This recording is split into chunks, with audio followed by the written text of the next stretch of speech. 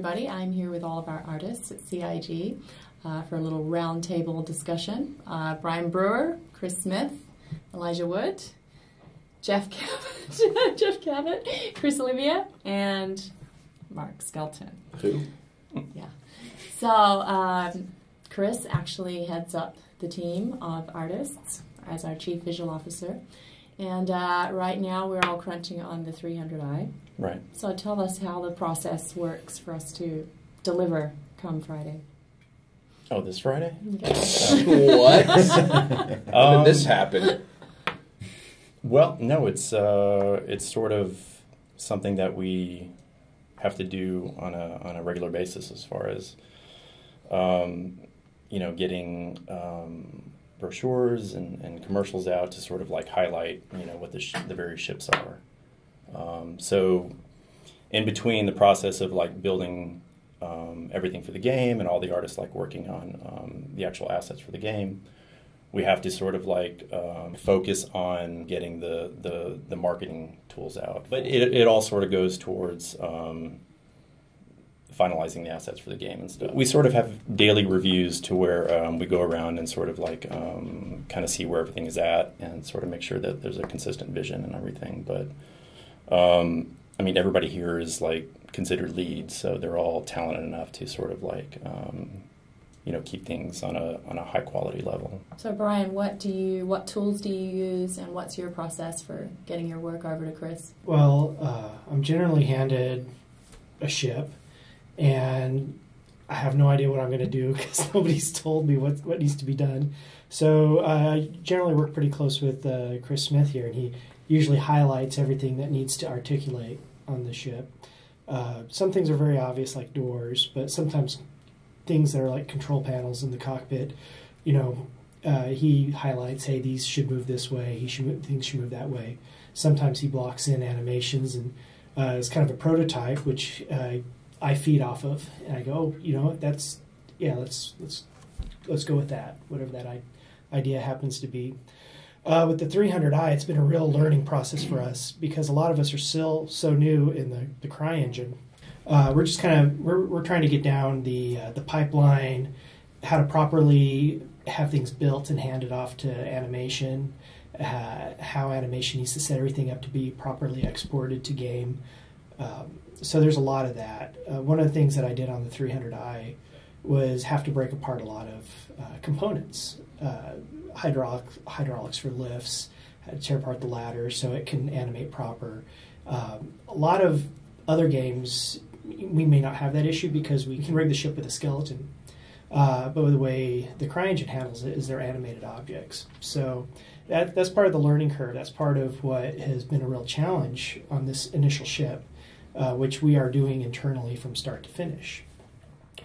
So as I figure things out, I play it off of Chris, and we kind of go back and forth, and I say, well, maybe it's a good idea to break something down this way and build it out, and then he takes those notes and he does that for the next ship, and then when he hands it back to me on the next ship, it goes a lot faster. And a lot of it is like working with the game design department as far as like what's going to be happening on the various ships and stuff, and like what the gameplay is going to be to determine like what needs to be animated. So basically, we have the concept of the 300i, and it gets built, and with the concept comes the stats sheet basically that tells us what kind of power plant it'll have, how fast it'll be, if it's more like a transporter ship as opposed to a quick speeder time. And what tools, aside from the CryEngine, who works on the ZBrush? Is that what Chris calls it? Is that you, Skelton? The ZBrush? Come on, we're in Britain now. Yeah, the ZBrush is an amazing tool. Yeah, I work in ZBrush. It's cool. I think Chris does too, a little bit. I do a little bit. Like if there's some wear and tear, like for the hard surface stuff, like scratches and stuff. ZBrush is like sculpting in 3D. It's pretty cool. It's pretty sweet. That's cool. It's very much like 3D clay. So it's like we finally crossed kind of the barrier where you don't have to manipulate polys as much. It's more like a piece of clay in front of you that you can sculpt into what you want. Which, as an artist, I mean, because, I'm not hugely technical. I think having like digital clay is much more conducive to how I would work regularly than having to like jockey polys around that. So it's much more conducive. It's much more artist friendly than the way I've worked in the past, and that's only come about in the past few years. And you can see it in games. I mean, games have come a long way in the past, like, I don't know, 6 years-ish, and a lot of it has to do with, like, Mudbox and ZBrush as far as, like, how you deal with polygons now. ZBrush is more organic, where ships are very hard surface, very, crisp lines, stuff like that. But if a ship gets beat up in battle, or if it's bent or blasted or, blown apart or something, then you'd probably want to take it in ZBrush at some point and, like, do the scarification, do the blast marks, do the bending and the more organic type of stuff. Well, the thing is, so with the 300i and the way we're modeling these ships now, so that would come into play if we had a lot of unique baked textures. So you bake detail, from a high poly to a low poly. With these ships that we have now, it's mostly a tile texture because we have such a high resolution on the outer shell of these ships and everything. So, what kind of resolution are we talking about here? Because I want to build my power rig very soon. So, how do I? Well, I mean, we're using the 1020 format, which is not that high, but we're scaling the UVs so big that on the ship, it makes the texture look more crisp. And what about the detail of like the cockpit and everything inside? The detail in the cockpit is actually unique. So most of that has been baked from normal maps, and it started out with a high That's poly. you as well? You're doing that too? Yeah, I did Oh everything. my gosh. Everything. He does the whole game. I don't know why you're here. I don't want to hear. It's the Chris Smith show, ladies and gentlemen. I did everything. The lighting. I give him. No, everything. I modeled the whole thing, and Alright. from start to finish and texture. Yeah, and you? Come on, Jeff. Excellent. Speak up. But I helped out on the commercial, the landing Okay. pad, which Elijah concepted out the landing pad and the various houses that he had concepted from those. Built that for the commercial, and then now I'm back on to the M50. See, these things take a long time, right? Weeks? Yeah, it's definitely, months. I mean, these ships definitely take a long time from design to finish. I mean, characters as well. I mean, everything. Yeah. Yeah, I you mean, got them especially all, this guy, right? it takes forever. Get 'em all. Anyways. Did them all. We just scan them in. That's what we do, scan ships. We have the cool model button. Yeah. That's it. No, yeah, it's definitely a crazy process, and especially like Brian mentioned, there's a couple, some growing pains that we're going through, because some things are unique that we're doing as opposed to other games. So what are those big flat screen things that you guys work on? Oh, Cintiq? Yeah, what is that?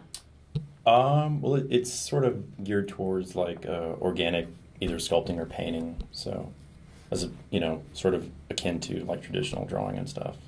So you basically draw on that. Mm-hmm. Minority Report. That's what it is. Is It's all it? You do it with sweet. your finger? No, you do it with a pen, right? Close enough. Right. Yeah. There are versions that you can use your fingers and stuff, but I don't think we have any here. So who has one of those? Who's got Elijah? You've got one? Not cool enough. Not cool enough. I'm approaching coolness, but I got to lose the hat first before I Who get needs a Cintiq, right? cool. All he has to do is put in a request and he'll get one. So. Right. I'm He's afraid. too old I'm school. afraid of technology. I It's can't born in handle it. 1979. I can't handle it. Me? I No. wish I was. And then Actually, Chris said you're working on the banner. Is that true? 1960. Or what you're working on right now? Yeah.